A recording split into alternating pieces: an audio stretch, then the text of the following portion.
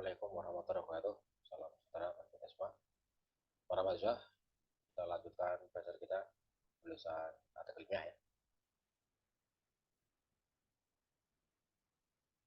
Dan pada kesempatan kali ini kita akan mempelajari bersama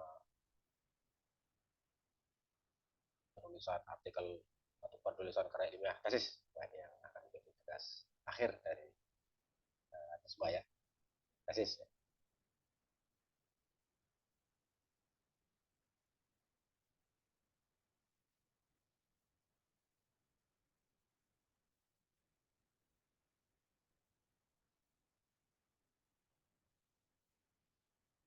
Ya, ini tesis adalah tugas akhir jenjang magister ya, S2 ya. Tesis merupakan karya ilmiah tertulis yang disusun secara individual di masing-masing mahasiswa ya, bukan secara tim atau secara kelompok ya. Kalau secara kelompok biasanya itu sebuah proyek penelitian ya, tapi di tim berdiri.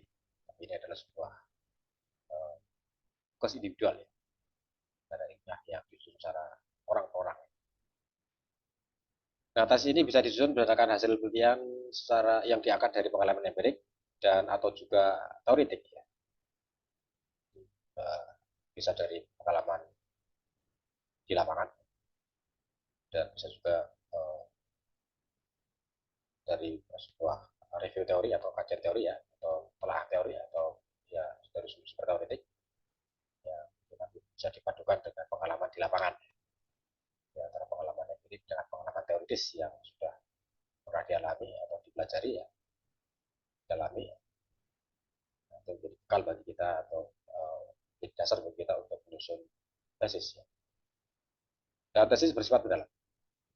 S2 ya, maksudnya ya, mendalam. Dan sekedar bukan hanya menarasikan, mendeskripsikan ya, tapi juga dibahas secara mendalam.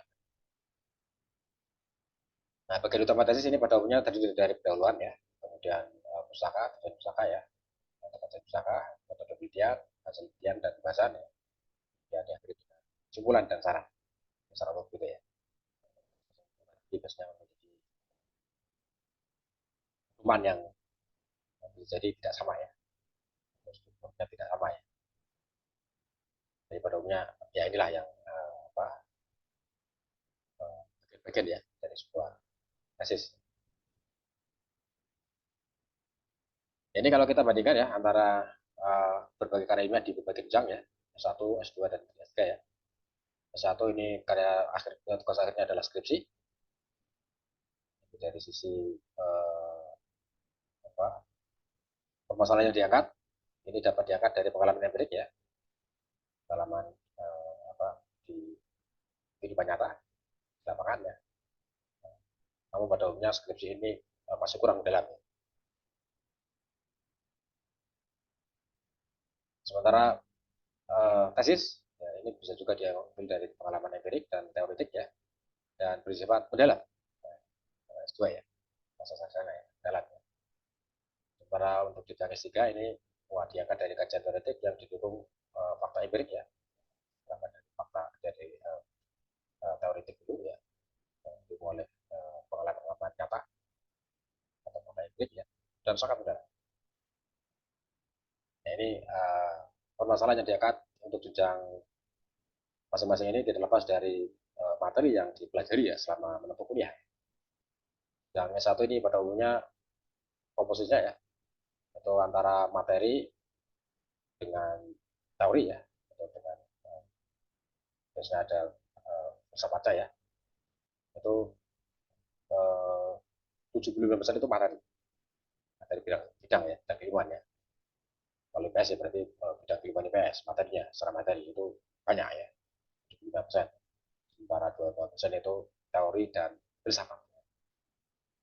Ya karena komposisi apa, materi perkuliahan selama menempuh S1 itu lebih banyak materi ya, dan teori filosofinya itu masih sedikit, sehingga cenderung kurang mendalam ya sini S1. Secara untuk S2 ini pada umumnya komposisinya adalah 50% 50% materi, 50% lagi teori dan filsafat. dari situ itu karya ilmiahnya adalah sudah mendalam. Nah untuk jenjang tinggi S3 ini sudah lebih banyak teori dan filsafat, bahkan filsafatnya lebih banyak, 3% teori dan filsafat, dan sementara materinya itu hanya 25%. Ya, karya yang dihasilkan untuk jenjang S3 itu sangat mendalam, teorinya dengan filsafatnya ya dalam. Nah, ini dari sisi masalah yang diangkat ya. Kemudian dari sisi apa kemandirian seorang bagi seorang peneliti ya. Ini untuk ke-1 itu 60% peran peneliti atau penulis ya. Sedangkan bimbingan sebanyak 40%. Artinya peran pembimbing dosen ya ini masih besar ya, 40%. Sementara untuk S2 ini sudah 80% ya peran dari peneliti ya atau penulis tesis ya. Bimbingan 20%. Dikit ya. Karena ini sudah S2 ya. Sehingga kita untuk lebih mandiri lagi ya dibanding S1 ya. Nah, kemudian untuk S3 ini lebih tinggi lagi peran penelitinya ya atau peran penulis disertasinya ya 10% ya. Sementara bimbingannya itu hanya 10%. Jadi hanya ya, lebih banyak peran dari seorang penulis disertasi ya karena S3 ya. Nah, kemudian dari sisi bobot ilmiah S1 ini rendah sampai sedang ya. S2 sedang sampai tinggi ya, atau pendalaman atau pengembangan terhadap teori dan penelitian yang sudah ada ya, secara mendalam ya, atau bisa merupakan sebuah pengembangan dari sebuah teori ya atau penelitian yang sudah pernah ada ya, sudah dikembangkan. Sementara disertasi ini sudah tingkat tinggi ya, puncak akademik dan tinggi di bidang akademik ya, sehingga ada di situ bisa jadi merupakan sebuah ada pengembangan teori ya, sebuah teori ya, teori yang dihasilkan ya, di bidang ilmu tertentu ya, maksudnya setidaknya pengembangan lah, pengembangan teori. Kalau dalam pendidikan ya pengembangan model ya, model metode ya dan sebagainya. Ini kemudian dari sisi pemaparan ya, ini ya kalau skripsi ini lebih banyak bersifat deskriptif ya, melukiskan, menggambarkan ya, deskripsikan ya. Ini sehingga jadi karena sifatnya deskripsi cenderung kurang mendalam. Ya. Sementara untuk S2 ini tidak hanya deskripsi tapi juga analitis. Sehingga menjadi mendalam ya, karena ada analitis yang ya tidak hanya sekedar analitis dengan teori-teori yang ya apa dasar ya, bahkan sampai teori-teori yang ya menjadikan analisis itu menjadi lebih mendalam ya, S2 ya. Nah, S3 sudah lebih dominan analitisnya ya, banyak muatan analisis yang terkandung dalam karya ilmiah disertasi. Sedang untuk model analisisnya ini rendah dan sedang, analisis sedang sampai tinggi ya, dan disertasi itu analisis tingkat tinggi ya. Analisis teori atau filsafat misalnya, cari akal filsafatnya ya, sebuah masalah sampai ditelusuri ya hingga ke filsafatnya. Kemudian rumusan masalahnya dari sisi jumlah ini skripsi penuhnya 1-3 ya. Para tesis itu minimal 3 dan disertasi lebih dari 3. 3 variabel. Beda 3 rumusan masalah ya. Nah, kalau tesis ya minimal 3 lah ya. 3 rumusan masalah ya. Kemudian nah, dari metode metode ujinya ya. Kalau menggunakan statistik ya. Itu, kalau kualitatif ya deskriptif lah ya, analisis deskriptif ya. Salah satu statistiknya korelasi, regresi ya, beda ya, square ya. Hipotesis ini sudah menggunakan regresi lanjut ya. Ya korelasi ganda, regresi ganda ya, multivariat. Ya. Kalau kuantitatif ya, kalau dengan menggunakan statistik. Sementara disertasi ini juga lebih kompleks lagi ya. Ya sehingga dihasilkan sebuah pengembangan dari sebuah bidang ilmu ya. Kemudian dari sisi pembimbing, dosen pembimbing ini ya, seksi itu ya minimal magister ya. Kemudian untuk tesis ini minimal doktor biasanya ya. Atau magister yang sudah senior ya, yang sudah berpengalaman, yang sudah menghasilkan banyak karya ilmiah ya. Lalu dissertasi minimal guru besar, dokter yang sudah berpengalaman, sudah senior ya. Ya, kemudian dari sisi originalitas penelitian, skripsi ini bisa merupakan replika dari penelitian orang lain ya, tapi dengan tempat dan waktu yang berbeda. Bisa begitu ya. Sebuah penelitian yang sudah pernah diteliti di suatu tempat, itu bisa diteliti lagi di tempat lain dalam waktu yang berbeda. Boleh kalau skripsi masih boleh begitu ya. Walaupun seringkali dihindari ya, karena ini akan bisa menjebak mahasiswa pada kesamaan ya, kesamaan karya ya. Nanti dicek validasinya bisa tinggi. Tapi boleh ya, sebenarnya boleh. Kemudian S2 ini mengutamakan originalitas. Sudah ada faktor-faktor yang asli, original ya. Sebelumnya belum pernah, syukur-syukur sampai belum pernah diteliti ya, ataupun pernah diteliti tapi ada di mana bedanya? Perbedaannya di mana? Yang original di mana? Karena untuk di sini harus betul-betul original ya. Yang ya tingkat kasusnya tinggi lah. Tingkat kesamanya dengan karya literasi orang lain itu ya, jauh ya, berbeda jauh. Kemudian dari sisi penemuan baru, ya, ini skripsi tidak harus ya, karena ya masih tadi misalnya diskusi ya, narasi ya, narasi yang menggambarkan ya, yang bisa ditemukan baru. Ya, tesis ini ya diutamakan adalah sesuatu yang baru ya, yang ditemukan. Dan digitalisasi dibaca harus ada sebuah temuan baru ya. Kalau misalnya model ya, model pembelajaran ya, model pembelajaran yang baru ya. Kemudian publikasinya dari sisi publikasi, kalau skripsi ini biasanya di internal ya, masih di internal ya. Dan disarankan lebih bagus lagi di tingkat nasional ya, jurnal nasional misalnya. Sementara untuk kasus ini minimal di publikasi nasional, di jurnal nasional. Nah, ya, ya, bagi yang sudah terakreditasi ya. Sementara akreditasi ini biasanya internasional. Nasional eh, apa ya, ini sekarang lebih banyak sudah ke internasional ya. Rata-rata semua akreditasi itu dipublikasikan di nasional dan reputasi. Kemudian untuk daftar pusaka, skripsi minimal 20, nah, ini stasis ya, pada umumnya di atas 40 lah ya, sampai 50. Karena stasis ini minimal 60 ya, di atas 60. Kemudian dari sisi program, kalau menggunakan kuantitatif ya, menggunakan bantuan program komputer ya, komunitas ini skripsi ini masih program komputer yang apa ya, SPSS ya, kalau kualitatif ya dengan kualitatif. Kemudian kalau tesis ini, kalau statistik ya statistik ya masih bisa menggunakan SPSS ya, dan juga sama ya, kualitatif bisa menggunakan SPSS, hanya variabelnya yang banyak ya, lebih berbeda ya.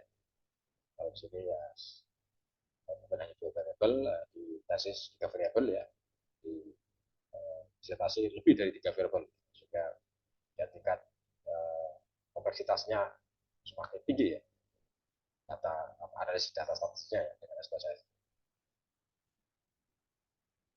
Itulah kira-kira gambaran ya, perbedaan komparasi antara karya ilmiah di berbagai jenjang, S1, S2, dan S3. Nah ini ya, kasih.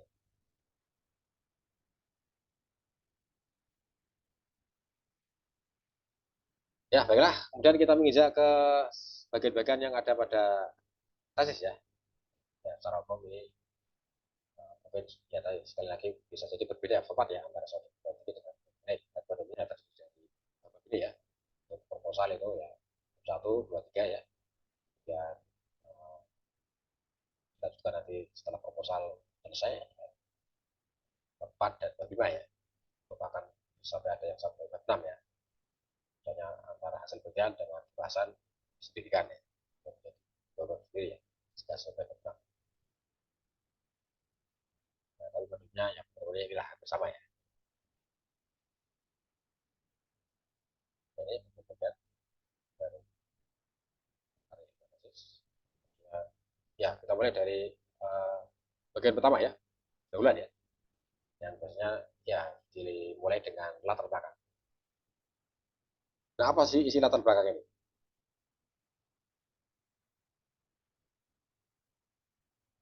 Latar belakang ini digunakan pada bagian ini ya digunakan dasar pemikiran, tema atau topik dan urgensi penelitian. Topik penelitian bisa ditemukan dari fenomena adanya kesenjangan atau gap ya, antara sesuatu yang seharusnya ya atau dasain ya, dasolen ya, dengan kondisi yang senyatanya atau dasain. Nah, sosiologi ya. Kita bisa menemukan atau menentukan topik atau tema penelitian karena kita menemukan adanya kesenjangan antara sesuatu yang seharusnya dengan sesuatu yang senyatanya. Misalnya apa dalam sebuah sekolah misalnya itu seharusnya apa nilai pembelajaran atau ya nilai mata mata pelajaran IPS itu uh, ya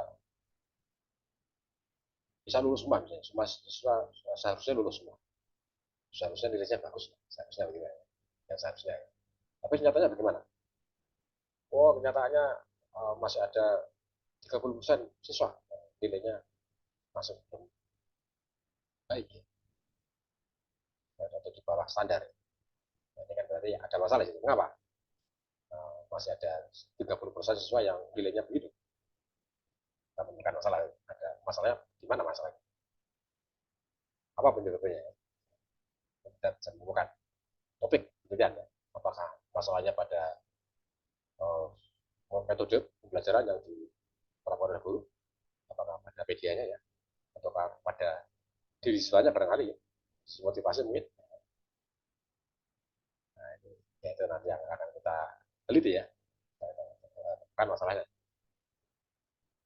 Atau bisa juga dari sebuah fenomena unik ya, fenomena khas ya, yang kita jumpai di masyarakat. Menarik ya, unik, menarik, khas ya, dan belum banyak masyarakat yang tahu tentang fenomena itu. Sehingga penting untuk kita teliti dan kita publikasikan, kita sebarluaskan ke masyarakat tentang fenomena unik itu. Jadi, sekali lagi untuk latar belakang ini apa bisa, topiknya ya, itu bisa karena faktor kesenjangan ya, atau bisa karena fenomena unik yang bisa kita kemukakan. Menarik untuk kita teliti.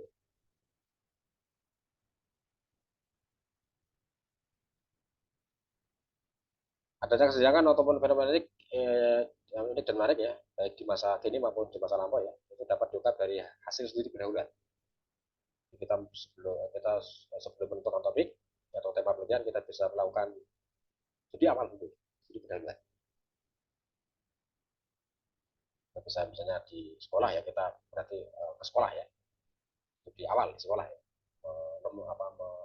menelusuri ya sesuatu yang bisa kita teliti di situ ya, masalah apa yang bisa apa ada masalah apa di situ, ada fenomena unik apa yang ada di sekolah itu misalnya, bisa langsung bisa dengan studi pendahuluan ya, atau bisa juga dari kita membaca buku-buku ya atau arsip atau jurnal ya, juga bisa ya, dari situ kita bisa menemukan ide topik ya, penelitian dari para peneliti sebelumnya ya, tentu dengan ada perbedaan, gimana perbedaannya dengan peneliti sebelumnya ya.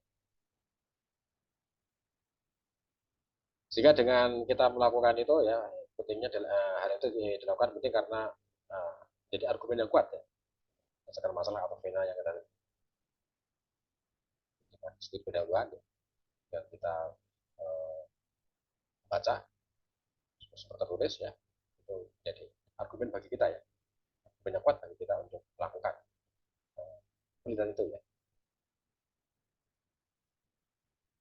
Jadi dari latar belakang itu bisa berisi begitu ya.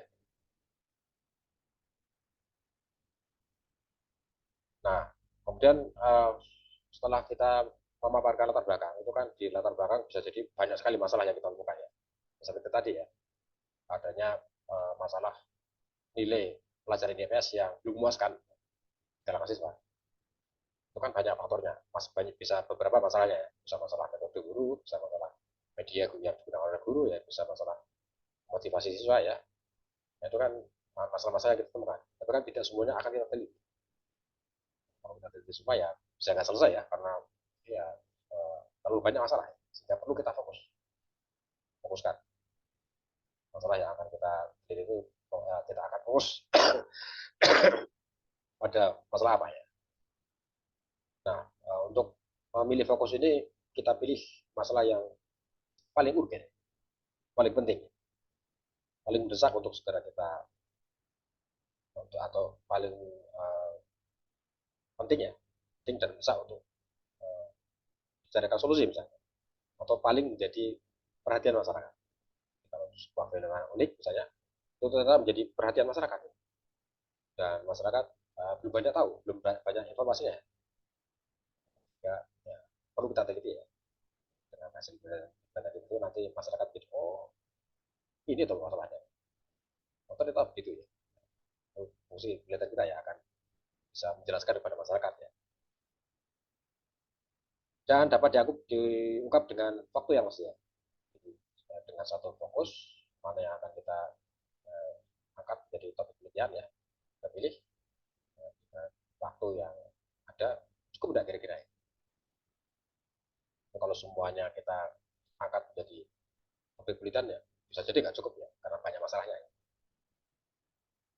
Ya, mungkin kita fokus ke kalau tadi ya ada masalah pilih apa prestasi siswa ya bidang IPS yang masih kurang, kita mungkin yang dari studi pendahuluan kita itu ternyata yang jadi penting adalah yang paling urgen itu adalah faktor metode yang digunakan oleh guru. Maka fokus kita itu fokus pada metode pendidikan guru yang barangkali selama ini uh, belum bisa mengantarkan siswa untuk memperoleh prestasi yang diharapkan. Sehingga perlu ada ya uh, pengembangan metode dan seterusnya ya. Selain ke fokus ya, tidak semua masalah yang kita kemukakan atau kita umumkan dalam latar belakang akan kita pilih semua, tapi kita pilih yang paling urgen ya, dan bisa juga yang paling menjadi perhatian masyarakat, perhatian khalayak ya. Nah dari fokus itulah kemudian kita rumuskan masalahnya, yang kalimat tanya ya. Tadi banyak rumusan apa fokus kita adalah pada metode ya. Apa saja metode yang digunakan oleh guru sih dalam belajar pembelajaran kita selama ini. Terus misalnya mengapa metode itu tidak efektif untuk mengantarkan siswa memperoleh hasil belajar yang diinginkan. Faktor apa saja yang menyebabkan uh, metode itu tidak efektif? Jadi rumusan masalah ya dalam bentuk kalimat tanya sesuai fokus ya. Saya pada metode ya semua pertanyaan, semua rumusan masalah ya, fokus ke masalah metode. Ya. Kemudian tujuan ya, ini tinggal merubah kalimat tanya di dalam rumusan masalah menjadi kalimat pernyataan ya. Pertanyaan dari rumusan masalah diubah saja menjadi kalimat pernyataan. Ya harus ada relevansi ya, kesesuaian antara rumusan dengan tujuan. Kalau rumusan masalahnya tiga ya tujuannya tiga ya, sehingga relevan ya. Kalau rumusan masalah satu dengan tujuan penelitian satu ya ada kesesuaiannya ya, ada apa kesesuaiannya ya. Dan kalau rumusan masalah dua dan seterusnya tujuan penelitian yang kedua ya ada kesesuaiannya gitu. Tidak boleh menyimpang dari rumusan masalah ini ya. Jadi rumusan masalahnya tiga, tujuan penelitiannya 6. Wah, ini ya bisa ada yang menyimpang ini ya tujuannya ya. Nah, itu kemudian manfaat. Nah, ini biasanya ada dua ya manfaat ya, manfaat teoretik dan manfaat praktis. Manfaat teoretik ini ya berkaitan dengan pengembangan ilmu pengetahuan. Mungkin misalnya apa pengembangan sebuah teori misalnya ya, atau ya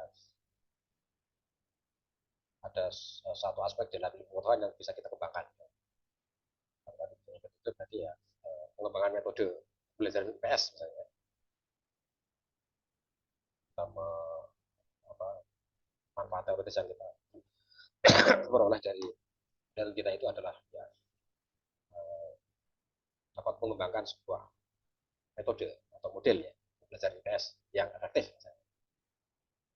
Cara praktisnya ini bisa digunakan oleh pihak-pihak tertentu ya, misalnya oleh guru ya, oleh sekolah ya, oleh siswa, oleh orang tua, barangkali ya, oleh masyarakat ya, pihak-pihak yang terkait ya, bisa secara praktis bisa menggunakan, bisa memanfaatkan ya hasil kita. Kalau tadi metode berarti ya bisa diterapkan oleh guru ya, guru IPS, IPS ya, menerapkan metode pembelajaran yang efektif ya, bisa efektif mengantarkan siswa pada keberhasilan belajar.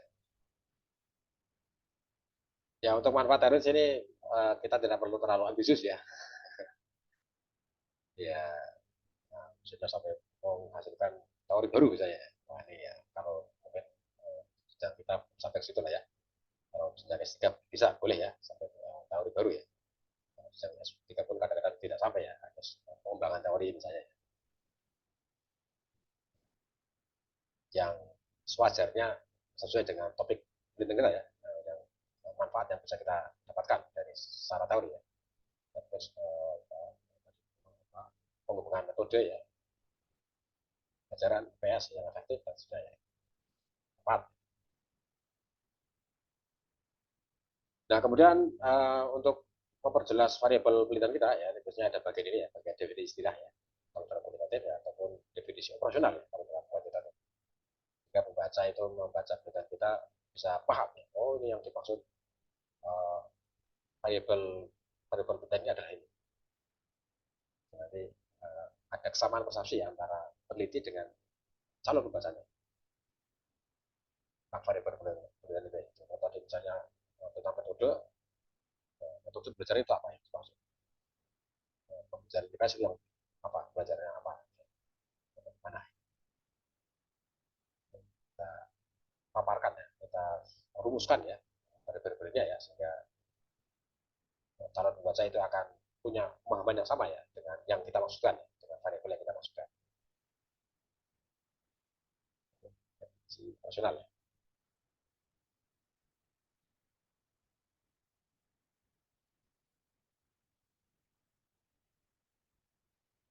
Ya baiklah. Nah, sebentar itu dulu ya, menurut saya sampai satu dulu ya. Kita bisa lebih memberikan kita penjelasan ya untuk uh, karya ilmiah tesis untuk bab satu ya. Ya baiklah. Kalau ada kurangan dan kesalahan, saya maaf. Wassalamualaikum warahmatullahi wabarakatuh.